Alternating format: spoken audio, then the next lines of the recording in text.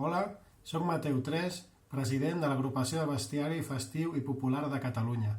M'agradaria adreçar unes paraules al col·lectiu de Carrutxa per felicitar-los en el seu 40è aniversari.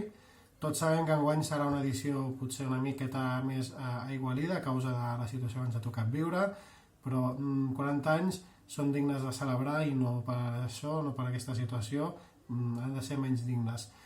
M'agradaria posar en valor tota la tasca que Carrutxa està fent en temes de recerca i de divulgació en l'àmbit de la cultura popular. És cert que en diferents moments de la història hem coincidit en diversos projectes, en diverses iniciatives, i la veritat que estem molt contents de col·laborar amb una entitat com Carrutxa.